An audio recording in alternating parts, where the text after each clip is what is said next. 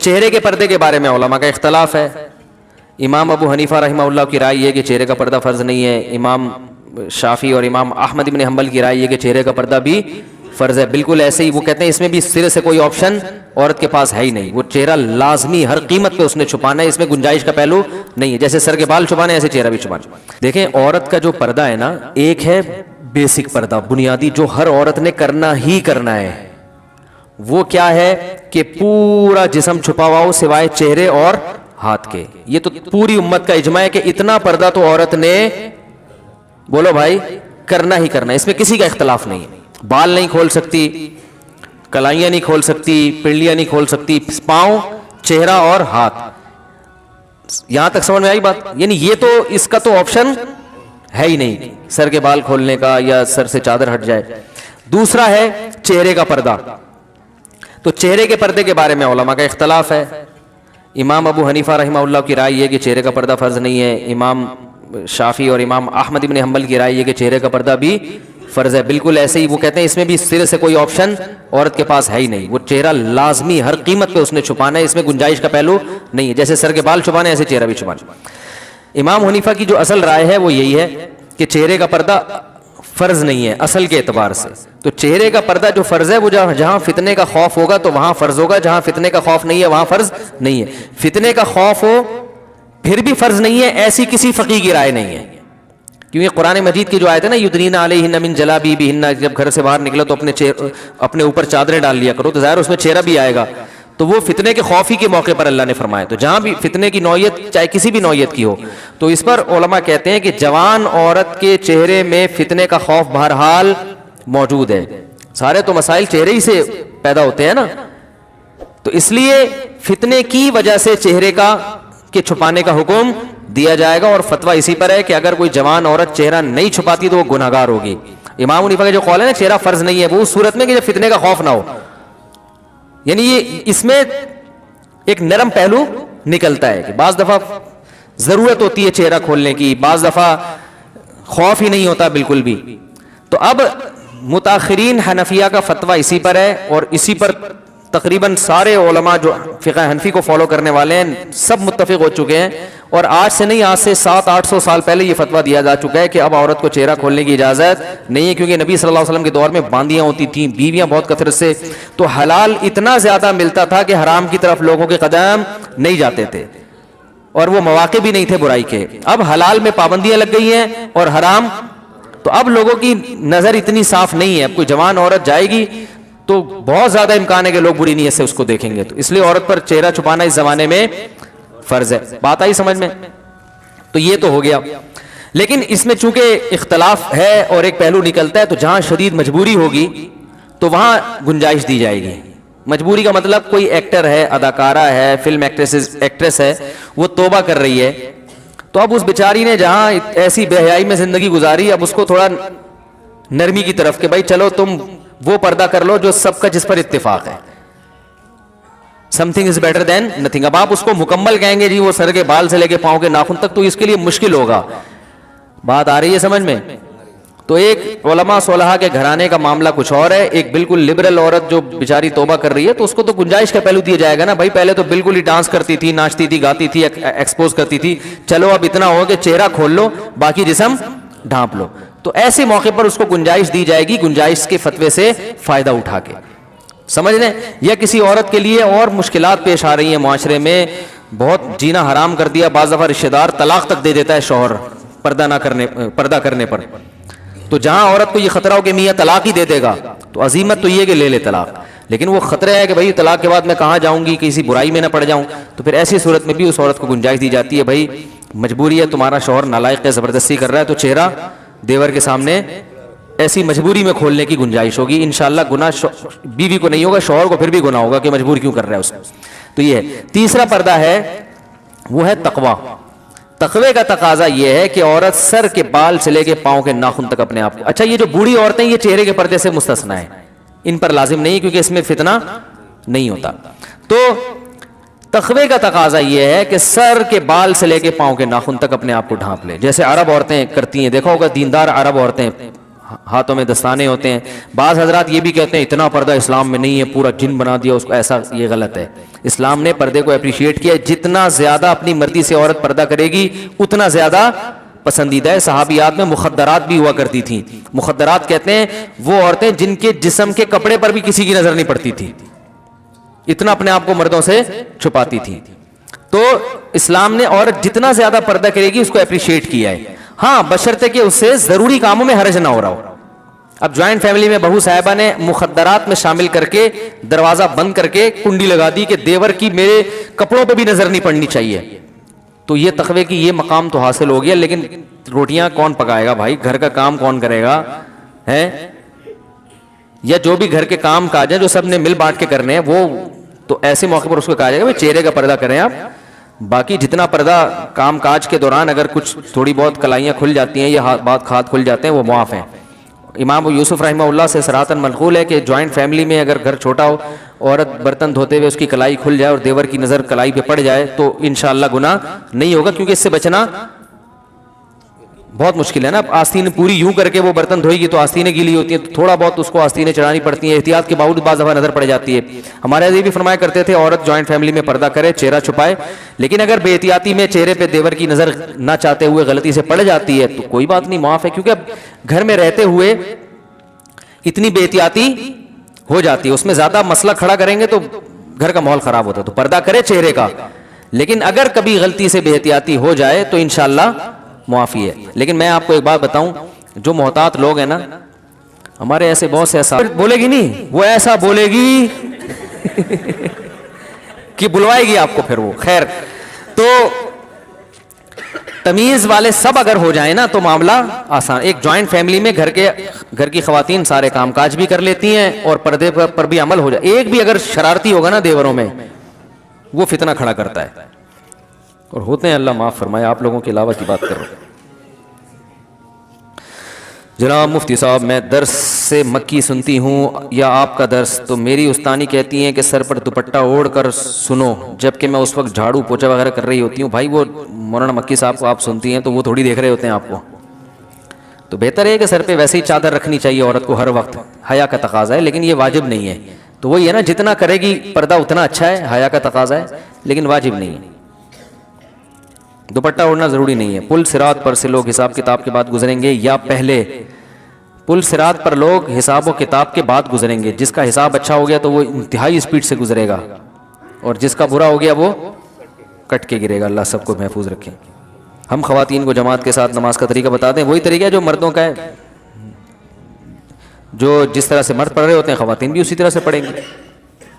میرے گھر میں میں اور میرے شوہر 2 چھوٹے بچے رہتے ہیں, کوئی نامحرم نہیں ہے, کیا میں اپنے شوہر کے سامنے بھی دوپٹہ اوڑھ کر؟ نہیں بھائی, شوہر سے پردہ نہیں ہے. باقی گھر میں اگر عورت حیا کے ساتھ رہے, نارمل حالات میں سر پہ چادر رکھے تو اچھی بات ہے, اس سے حیا کا ماحول, خاص طور پہ جب بچے بڑے ہو رہے ہوں. میرے یہ ہو گیا, وہ دوسرا غلطی سے میں نے دوسرا دے دیا. جلدی اسپیڈ مارو یار, بہت ٹائم ہو گیا. یہ ہو گیا. بیوہ عورت اپنے بیٹے کی وجہ سے دوسری شادی نہ کرے, اسے پالنے پوسنے میں زندگی لگا دے اور شادی کے بعد اس کی بیوی اور ماں کی نہ بنے, تو کیا وہ اپنی بیوی کو ماں سے الگ رکھ سکتا ہے؟ بیوہ عورت نے جو اپنے بیٹے کی وجہ سے شادی نہیں کی, یہ غلط کیا. اس بارے میں ایک حدیث پیش کی جاتی ہے ابو داؤد کی, کہ جو عورت اپنے بچوں کی وجہ سے شادی نہیں کرے گی قیامت کے دن میرے ساتھ ہوگی. یہ حدیث صحیح نہیں ہے اور دوسری نصوص کے خلاف بھی ہے. قرآن میں بے نکاحوں کو نکاح کی ترغیب دی ہے, اس میں بیوہ بھی داخل ہیں, طلاق یافتہ بھی داخل ہیں, مرد بھی داخل ہیں, عورتیں سب داخل ہیں اس میں. تو جو بھی بغیر نکاح کے ہو اس میں قرآن نے اس کو ترغیب دی ہے کہ وہ کلے زندگی, بولو بھائی, اکیلے زندگی نہ گزارے. تو اور احادیث میں بھی. باقی اگر عورت کو یہ خطرہ ہے کہ میں نے اپنے بیٹے کی موجودگی میں کسی سے نکاح کیا تو میرے بیٹے پہ ظلم ہو سکتا ہے, سوتیلا باپ, اس وجہ سے نہ کرے, تو کسی عارضے کی وجہ سے کوئی نہ کرے تو وہ ایک الگ بات ہے. لیکن بہرحال عورت کو ترغیب یہی ہے. اب یہی ہوا ہے نا, انہوں نے خود شادی نہیں کی, ان کو شوہر نہیں ملا, مزید اولاد بھی نہیں ملی. مزید اولاد ہوتی, ان کا شوہر ہوتا تو آج شوہر پال رہا ہوتا. اولاد ہوتی, یہ والا نالائق ہوتا تو دوسری, ایک بہو نالائق ہوتی, دوسری لائق ہوتی. اتنے بچے پیدا کرو ہول سیل کے حساب سے کہ اس پیر میں 2-4 بگڑنے کے لیے بھی رکھو. حقیقت بتا رہا ہوں, 1-2 ہی اور بگڑ گئے تو زندگی برباد ہو گئی نا. میرے پاس آتی ہیں بعض بوڑھی عورتیں, ایک ہی بیٹا ہے, بہو نے اس کو یرغمال بنایا ہوا ہے, وہ زندگی بیچاروں کی عذاب گزر رہی ہوتی ہے. میں ان کو یہ کہتا تو نہیں کہ یہ کہ آپ نسل روکنے کا عذاب ہے, کیونکہ اور بیچاری پریشان ہو جائیں گی. بعض دفعہ قدرت کی طرف سے بھی اولاد نہیں ملتی، لیکن آج کل تو خود سے روکی جا رہی ہے، اس کا پھر خمیازہ بھگتنا پڑتا ہے بڑھاپے میں، سمجھ رہے ہیں؟ تو ماں کی نہ بنے تو کیا، بیوی کو ماں سے الگ، ہاں ماں سے الگ رکھ سکتا ہے، لیکن ماں کے ساتھ جا کے پھر ٹائم زیادہ گزارا کرے تاکہ اس کو تنہائی محسوس نہ ہو۔ مفتی صاحب شریعت کے مطابق حق مہر کتنا ہونا چاہیے؟ جو میاں بیوی میں آپس میں طے ہو جائے، اس میں شریعت نے کوئی پابندی نہیں لگائی ہے۔ مفتی صاحب آپ جمعے کا خطبہ بہت اچھا دیتے ہیں، آپ سے گزارش ہے کہ میں خطبہ ریکارڈ کروا دیں۔ جی انشاءاللہ بھائی، نوٹ کر لو، جمعے کا خطبہ ریکارڈ کرنا ہے۔ مفتی صاحب آپ نے جو گزشتہ جمعہ میں جو شرک پر بیان کیا، اس بیان سے کئی لوگوں نے غیر اللہ کو پکارنا اور ان سے مانگنا چھوڑ دیا، یہ رپورٹ پیش کی، انہوں نے مسئلہ نہیں پوچھا ہے۔ مفتی صاحب وہ 70,000 کون لوگ ہیں جو بنا حساب کے جنت میں جائیں گے؟ حدیث میں آتا ہے جو تعویذ گنڈے نہیں کرتے تھے، رقیہ نہیں کرتے تھے اور اللہ پہ توکل کرتے تھے، ایسے 70,000 لوگ جنت میں جائیں گے۔ تو توہمات کی دنیا، تعویذ جائز ہے مگر عزیمت کے خلاف ہے۔ گنجائش ہونا الگ چیز ہوتی ہے، اعلیٰ درجے کا توکل یہ ہے کہ اپنے آپ کو، علامہ نووی رحمہ اللہ نے اس حدیث کی شرح میں لکھا ہے کہ جو جائز تعویذ ہے اس سے بھی بچائے انسان اپنے آپ، دعاؤں پہ فوکس کرے، دعا، جب کوئی کام بگڑ جائے تو اللہ سے دعا مانگے، بس یہ زیادہ بہتر ہے۔ عشاء جی، مفتی صاحب کیا خواتین آپ کو ویڈیو میں دیکھ سکتی ہیں؟ اور کیا میں خواتین کو ویڈیو میں دیکھ سکتا ہوں؟ مجھے خواتین ویڈیو میں دیکھ سکتی ہیں نہیں دیکھ سکتی، میں کوئی الگ سے کوئی میرے لیے شرعی احکام نہیں ہے۔ یہ سوال یہ ہونا چاہیے کہ کسی مرد عالم کو خواتین ویڈیو میں دیکھ سکتی ہیں کہ نہیں دیکھ سکتی۔ احتیاط کا تقاضا تو یہی ہے کہ نہ دیکھیں، ویڈیو منیمائز کر کے، ان کو دیکھ کے کیا کرنا ہے بھائی، منیمائز کر کے صرف آڈیو سنیں۔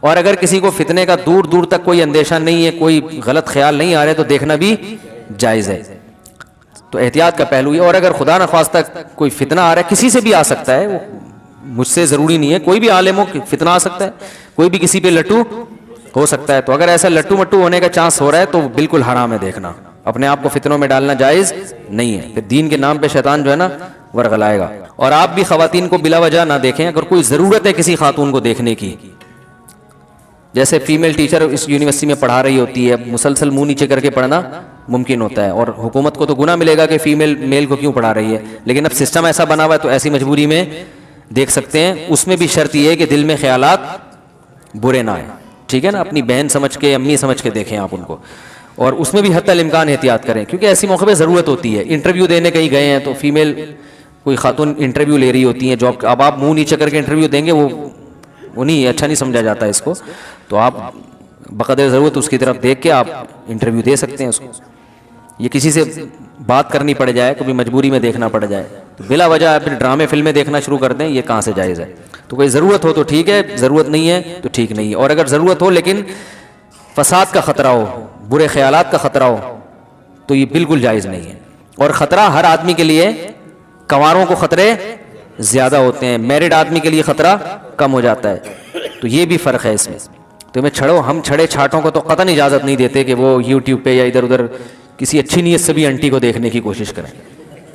آپ اچھی نیت نہیں، آپ کا دماغ جو ہے نا کسی اور طرف جائے گا۔ عشاء کی نماز کے بعد 2 رکعت نفل یا سنت حضور صلی اللہ علیہ وسلم سے بیٹھ کر پڑھنا ثابت ہے یا نہیں؟ بہت سارے لوگ کرتے ہیں، بیٹھ کے پڑھنا ثابت ہے مگر آدھا ثواب ہے اس میں۔ کوئی بھی نوافل بیٹھ کے پڑھے جا سکتے ہیں، نبی صلی اللہ علیہ وسلم سے ثابت ہے مگر آدھا ثواب ہے۔ کیا حکیم صاحب کے لیے جائز ہے کہ وہ ہر آنے والی عورت کی نبض ہاتھ پکڑ کر دیکھیں اور درمیان میں کوئی حائل نہ ہو؟ نہیں، جائز نہیں ہے، ان کو چاہیے کہ ہاتھوں میں گلوز پہنے، باریک گلوز بھی آتے ہیں نا، اس سے نبض کی بھی حرکت کا اندازہ ہو جاتا ہے، تو یہ حکیم کوئی بھی ہو اس طرح سے نبض دیکھ سکتے ہیں، ورنہ بلا حائل عورت کو ہاتھ لگانے جبکہ ضرورت بھی نہیں ہے نا، ایک کام گلوز سے بھی ہو سکتا ہے۔ مفتی صاحب تفسیر قرآن میں سب سے بہترین تفسیر کون سی ہے جو گھر میں تمام افراد پڑھیں؟ یعنی مفتی شفیع صاحب کی حکیم الامہ مولوی تھانوی رحمہ اللہ کی سب سے بہترین تفسیر علماء کے لیے بیان القرآن حضرت مولانا اشرف علی تھانوی رحمہ اللہ تعالیٰ کی۔ ابھی عصر کے بعد، مغرب کے بعد میں اس کا مطالعہ کر رہا تھا تو میں ایک دوست بیٹھے ہوئے تھے، ان کو بتا رہا تھا یار یہ ایسی تفسیر، وہ قرآن کو حل کیا اس میں، زیادہ ادھر ادھر کی باتیں بھی نہیں ہے، ٹو دا پوائنٹ بات ہوتی ہے، اور لیکن وہ علماء کے سمجھنے کی، عوام کے سمجھ میں ہے اردو میں، مگر پھر بھی وہ علماء کو سمجھنے کی ہے۔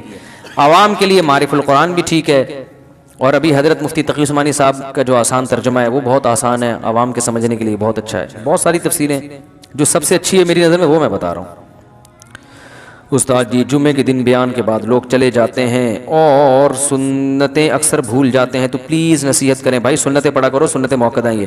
مولانا طارق جمیل صاحب نے داڑھی پر کلر لگایا ہوا ہے, یا ٹھیک ہے, یا یہ ٹھیک ہے یا نہیں؟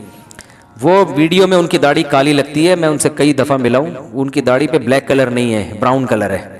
کیمرہ جو ہے نا کلر ہی چینج کر دیتا ہے, کیمرے کے تو اپنے کلر ہوتے ہیں نا, تو ان کی داڑھی بلیک نہیں ہے بلکہ تو براؤن کلر لگانا جائز ہے. کئی دفعہ ملا ہوں تو بالکل الگ کلر نظر آ رہا ہوتا ہے, جو کیمرے میں تو بلیک نا, ویسے جب ملو تو صاف پتہ چل رہا ہوتا ہے یہ بلیک کلر نہیں ہے, براؤن کلر ہے. تو کلر لگا سکتے ہیں اور داڑھی کو رنگین بھی کر سکتے ہیں. آپ صلی اللہ علیہ وسلم نے حضرت ابو بکر کے والد کو جب دیکھا کہ سفید داڑھی ہے تو آپ نے فرمایا کہ اس رنگ کو تبدیل کر دو, لیکن کالے رنگ سے بچو, تو آپ نے ترغیب دی. تو اور خاص طور پہ علماء کے لیے تو یہ اس لیے بھی اور زیادہ مستحب ہے کہ دیندار لوگوں کی اگر پرسنالٹی ایک زیادہ دیکھنے میں خوبصورت لگتے ہیں نا, تو بات اثر بھی انسان کی شخصیت کا بھی بڑا اثر پڑتا ہے. دیکھو تمام پیغمبر خوبصورت آئے ہیں, کوئی پیغمبر بصورت نہیں بھیجے اللہ نے, کیونکہ شکل و صورت کا بڑا اثر پڑتا ہے. یہ نیچر ہے انسان کی. گورے پتہ ہے کیا کہتے ہیں, خوبصورت لوگوں کا کامیاب ہونے کا چانس بصورتوں سے زیادہ ہے, ان کو لوگ جلدی قبول کر لیتے ہیں. حالانکہ اس کا عمل سے تعلق نہیں ہے, لیکن ایک انسانی نیچر ہے. تو اب کوئی بصورت ہے تو بھائی وہ دوسرے طریقے سے اعمال میں خوبصورتی پیدا کر کے اس کو پورا کر لے. قد چھوٹا ہے آپ کا تو آپ اعمال ایسے کرو جن کا قد بہت اونچا ہو, تو اس طرح سے تلافی ہو سکتی ہے. قد بھی چھوٹا ہے, شکل بھی اچھی نہیں ہے, اعمال بھی ٹھیک نہیں ہے, باتیں بھی گندی ہیں, پھر معاشرے میں آپ بچپن میں کہتے تھے نا, کوئی الٹی سیدھی بات کرتے ہیں, کہتے ہیں یار شکل اچھی نہیں ہے تو بات تو اچھی کر لیا کرو. چلو شکل تو اللہ نے بنا لی, بات تو خود سوچ کے کر رہے ہو نا. یہ بڑا بچپن میں ملفوظ چلتا تھا. تو قدرت کی طرف سے ایک آزمائش ہے. وہ عبداللہ بن مسعود بہت دبلے پتلے تھے, چھوٹے قد تھے, پنڈلیاں اتنی باریک تھیں کہ شلوار تھوڑا نیچے رکھتے تھے تو پنڈلیاں نظر نہ آئیں, لیکن علم میں اتنا کمال پیدا کیا کہ حضرت عمر جو اونچے قد کے تھے نا, حضرت عمر کی تو بڑی پرسنالٹی تھی, جب کوفہ سے حضرت ابن مسعود چل کے آتے مدینہ, حضرت عمر ان کے استقبال میں کھڑے ہو جاتے تھے اور فرماتے ہیں کنیف ملیا علما, چھوٹے سے قد کا آدمی علم سے بھرا ہوا ہے. صحیح ہے نا, علم کے لحاظ سے اسپیس بہت ہے, علم سے بھرا ہوا ہے. تو اس طرح سے تلافی کرنی چاہیے, کیونکہ جو خوبصورت ہے اگرچہ اعمال اچھے بھی نہ ہوں, لیکن پھر بھی لوگ بعض دفعہ خوبصورتی کی وجہ سے اس سے محبت کر لیتے ہیں, تو اس کے پاس ایک آپشن ہے. ٹھیک ہے نا, جو بیچارہ خوبصورت نہ ہو پھر اعمال بھی اچھے نہ ہو, اس کی ناکامی کا چانس زیادہ ہوتا ہے. اور اگر اعمال اچھے کرے گا تو اللہ اس کی میں اگر خوبصورتی نہیں ہے تو اس کی بھی تلافی قیامت کے دن کر دے گا, اس کے نعم البدل عطا کرے گا اس کو قیامت کے دن. تو علماء کو چاہیے ویسے بھی اپنا پرسنالٹی کا بہت زیادہ خیال کریں تاکہ لوگوں پر ان کی بات زیادہ اثر کرے. سفر میں سنت نفل پڑھ سکتے ہیں یا نہیں؟ سفر بھائی کئی دفعہ بیان کر چکا ہوں, دو طرح کا ہوتا ہے. ایک ٹریول کرتے ہوئے آپ جا رہے ہیں یہاں سے لاہور جا رہے ہیں ٹرین میں, تو ایسے موقع پہ تو صرف فجر کی 2 سنتیں پڑھیں اور وتر پڑھیں, باقی سنتیں چھوڑ دیں. لیکن اگر کہیں مقام پہ پہنچ چکے ہیں 12 دن کے لیے 10 دن کے لیے, تو ہیں تو مسافر, لیکن وہ مشقت بالکل ختم ہو گئی ہے, تو اب وہاں پر سنت موقدہ ہی رہتی ہیں. حدیث میں جو نبی صلی اللہ علیہ وسلم سے سفر میں سنتیں چھوڑنا ثابت ہے وہ ٹریولنگ کے دوران والی روایات ہیں. کیا بچوں پر کوئی نام بھاری پڑتا ہے؟ کچھ نہیں بھاری پڑتا ہے, جو نام رکھو اچھا سا نام رکھو. مفتی صاحب بیان کے وقت کو تھوڑا مختصر کریں, لوگ بہت دور سے آتے ہیں, مجھے دیتے ہیں کون ہے بھائی یہ. ایک صاحب بولتے ہیں کہ آپ عالم نہیں ہیں, آپ کے پاس جو ڈگری ہے وہ جعلی ہے, اور یہ بھائی جو مجھے عالم نہیں سمجھتا وہ بیان نہ سنے. کیا خیال ہے بھائی؟ بولنے پر تو کوئی بھی کچھ بھی بول سکتا ہے, گورنمنٹ کی طرف سے کوئی پابندی نہیں ہے, کوئی بھی کچھ بھی بول لے. آج کل سردی, انہوں نے جو ایسا الزام لگا رہے ہیں وہ ڈگری دیکھی ہے میری, انہوں نے جعلی ہے, یہ اچھی ہے. آج کل سردی کے موسم میں اگر غسل فرض ہو جائے تو گیزر کی سہولت بھی نہیں ہو تو پھر کیا کریں؟ غسل کریں. نماز چھوڑنے کی اجازت نہیں ہے, رات کو پانی گرم کریں چولہے پہ تمیز سے اور نہائیں. فرض نماز چھوڑنے کی اجازت کسی قیمت پہ نہیں ہے. کچھ عرصے بعد میری شادی ہے, میں اگر آپ کو ولیمے میں دعوت دوں تو آپ تشریف لائیں گے؟ نہیں, ٹائم شارٹ ہے بھائی, ٹائم شارٹ چل رہا ہے مارکیٹ میں. اب میں دعوت میں جا کے نا پھر اتنا اپنے آپ کو برا بلا کہتا ہوں, رات کو دیر سے کھانا, پھر دیر سے نیند, پھر بدعزمی, پھر ساری صبح کی ترتیب. ان کی تو دعوت ہو گئی اور ہمارا بیڑا غرق ہو گیا اس سے, ایسی کی تیسی ہو جاتی ہے, سارا دن خراب گزرتا ہے, سارے کام رہ جاتے ہیں. تو بھائی جس کو بڑی محبت ہے یا تو وہ دوپہر کا اب پھر دوپہر کو لوگ بلانا شروع کر دیں گے. جس کو بہت محبت ہے وہ بس محبت کا ویسے اظہار کر دے. ہاں بعض دفعہ لوگ نکاح پڑھانا چاہتے ہیں مجھ سے, تو اس کا ہم جو ہے نا, وہ بہت سارے لوگ ہیں جو نکاح پڑھوانا چاہتے ہیں, تو نکاح پڑھوانے میں تو کوئی ٹائم لگتا نہیں ہے, تو اس کا ہم ایک ایسا ٹیکنیکل طریقہ بھی نکال رہے ہیں, آن لائن کوئی سسٹم بنا دیں گے کہ پوری دنیا میں, اور اس میں فائدہ یہ بھی ہوگا کہ بہت سے لوگ سادگی سے نکاح کرنا چاہتے ہیں. یہ تو شریعت میں ترغیب ہے نا اس کی. تو جب سارے کام آن لائن ہو رہے ہیں تو نکاح بھی کیسا ہونا چاہیے؟ ارے تم ادھر ہی بیٹھو, تم ادھر ہی بیٹھو, ادھر سے ہی ہو جائے گا. آج ہمارا مغرب کے بعد مشورہ ہوا ہے, ایک ہمارے دوست ہیں بڑے زبردست مشورے لے کے آتے ہیں مارکیٹ میں. انہوں نے کہا بھائی دیکھو, دنیا میں نکاح کو آسان بنانے کا ایک بہترین طریقہ یہ بھی ہے کہ مفتی صاحب آپ ایک کام ایسا کرو کہ ایک ویب سائٹ بناتے ہیں, پوری دنیا میں جو جہاں بیٹھا ہے, بھائی زنا معاشرے میں پھیل رہا ہے نا, تو نکاح کو بھی آسان بنانا چاہیے نا. بہت سے لوگوں پریشان ہوتے ہیں کہ کیا کرنا ہے, تو بھائی جو جہاں بیٹھا ہے وہیں بیٹھے بیٹھے اس کی شادی اس سے ہو جائے جو جہاں بیٹھی ہوئی ہے, کہیں دور جانے کی ضرورت نہیں ہے. رجسٹریشن ہم مکمل نادرہ سے کروا کے دے دیں گے. اس کی لڑکا امریکہ میں بیٹھا ہوا ہے, چیٹنگ ہو رہی ہے, اس کی ناروے میں لڑکی سے پھنسا گئے, آپس میں سیٹنگ ہو گئی. بھائی حرام ہے یہ سیٹنگ, نکاح کرو. ابے نکاح لوگوں کے نا, لڑکی والے آئیں گے تو لڑکے والے جائیں گے, تو پھر یہ ہوگا, تو پھر فلانا ہوگا, پھر قاضی کو تلاش کریں گے. بھائی آن لائن نکاح ہے, آپ اس کو بولو تم وہی ناروے میں بیٹھو, پہلے نکاح کر لو, پھر آپس کی انڈرسٹینڈنگ سے جو طے کر لو کہ بھائی کہاں جانا ہے, کہاں رہنا ہے, کیسے ملنا ہے. ہاں اس میں یہ ہوگا کہ اگر نو عمر لڑکیاں ہیں تو ان کے ابا کی بھی پرمیشن, وہ ہم ایسا نہیں کہ بچیوں کو باغی بنا دیں, اس کا خیال کریں گے ہم. اور جو ایجڈ خواتین ہوتی ہیں وہ تو شریعت نے ان کو خود اختیار دیا ہے, تو یا طلاق یافتہ یا بیوہ, ان کو تو اختیار ہے نا. تو کنواری جو نو عمر لڑکی ہیں ان کے بارے میں ڈر ہوتا ہے کہ لڑکا الو نہ بنا رہا اس کو, کہ بھائی مفتی صاحب کی آن لائن نکاح ہوتا ہے, ابھی پڑھوا لوں, پڑھوا کے بیچاری کا بیڑا غرق کر دے گا, تو چھوڑ دیتے ہیں بعض دفعہ. تو اس میں میرا اصول یہ ہے کہ کوئی نو عمر لڑکی آتی ہے نا, میرا فلاں سے نکاح پڑھا دیں, میں کہتا نہیں بھائی باپ کو لے کر آؤ, ابا کے بغیر. کہنے نہیں بہت اچھا ہے. میں نے کہا ابھی اچھا ہے, نکاح سے پہلے جب نکاح ہو جائے گا, ابا انوالو ہے نہیں, خاندان ہے نہیں, لٹکا کے چھوڑ دے. دیکھو اللہ کے خوف سے بیوی کے حقوق تو بہت ہی کم لوگ ادا کرتے ہیں, سالے اور سسر کے خوف سے جتنے حقوق ہیں نا آج کل وہ ان کے خوف سے ادا ہو رہے ہیں. تو بھائی ابا کو لے کر آؤ. ہاں میچور لڑکی ہے وہ ایک الگ بات ہے, وہ اپنا اچھا برا سمجھتی ہے. جو نو عمر بچی ہیں وہ تو نہیں. تو ایسا سیٹ اپ انشاءاللہ ہم بنائیں گے کہ بھائی تم امریکہ میں بیٹھے رہو, تم جاپان میں بیٹھے رہو, اور ہم یہیں بیٹھے ہوئے ہوں گے, اور ایک LED لگا دیں گے. گواہ بھی ہم ہول سیل, ان کا کچھ کمیشن بھی رکھ لیں گے گواہوں کا. جب تمہیں فون کیا 50 روپے میں تمہیں یہاں پہنچنا ہے. سمجھ رہے ہو نا, جب بھی فون کیا جہاں بھی ہوگے, تاکہ آسان ہو نا, تو 50 روپے میں تمہیں یہاں, وہ کمیشن 50 یا 100 یا جو بھی وہ تو مشورہ کر لیں گے اس. اور نادرہ مادرہ کا بھی جو بھی حساب ہے وہ کسی کے ذمہ لگایا. تو جو مجھے مشورہ دے رہے تھے, میں نے کہا پھر یہی بسم اللہ کر کے آپ ہی شروع کرو, بتاؤ نکاح میں پڑھاؤں گا, کیونکہ وہ تو لوگ دلچسپی لیتے ہیں نا کہ بھی مولانا صاحب پڑھائیں. تو اور یہ یہیں بیٹھے بیٹھے ہو جائے گا, آپ کا بھی ٹائم بچے گا اور ہمارا بھی. اب ہم جا رہے ہوتے ہیں, لانڈی جا رہے ہیں نکاح پڑھانے کے لیے, راستے میں پھنس گئے. اپنی شادی میں اتنی ٹینشن نہیں ہوئی تھی جتنی لوگوں کی شادیوں میں ٹینشن ہوتی ہے یار. ہمیں اپنی تو ہم بڑے آرام سے ہو گئی تھی, کوئی تھا ہی نہیں. دوسری تو ایسے ہی ہوتی ہے بھائی. تو اب کسی اور کے نکاح پڑھانے, پھر وہ دولہا والے آ رہے ہیں, دلہن والے آ رہے ہیں. او بھائی اتنی ٹینشن یار, تم کتنا ٹائم تم نے ہمارا پی گیا. تو یہیں بیٹھے بیٹھے بھائی تم وہیں بیٹھو, ادھر ہی بیٹھو. اور یہ بھی ممکن ہے میں اپنی جگہ کسی نمائندے کو بھیج دوں, تم گواہ ہوا ہے, میں آن لائن نکاح پڑھاؤں گا, یا کوئی بھی مولانا صاحب پڑھا دیں گے جو کسی اور سے پڑھوانا چاہے. ایک سسٹم آ جائے گا نا لوگوں کے پاس, بھائی فلاں سے پڑھوانا ہے, تو بھائی سسٹم ہے ہمارے پاس, اس سسٹم کے تحت آپ نے جس سے پڑھوانا ہے پڑھوا لیں. ابھی ہمارے ایک ریلیٹو تھے, ان کی شادی ہونے والی ہے نا, تو میں سوچ رہا تھا حضرت مولانا طارق صاحب سے نکاح پڑھواؤں. تو میں نے کہا یار ان کو فون کر کے بلانا لے جانا, اتنی ٹینشن. تو میں نے کہا ڈیجیٹل سسٹم کے تحت ان سے بولوں گا حضرت وہیں سے بیٹھے بیٹھے پڑھا دیں. اب میری بات ہوئی نہیں ہے ان سے, لیکن یہ بڑا ٹیکنیکل طریقہ ہے. بھائی یہ سسٹمز کا فائدہ اٹھاؤ نا, فائدہ اٹھاؤ, آسان کر دو نکاح کو.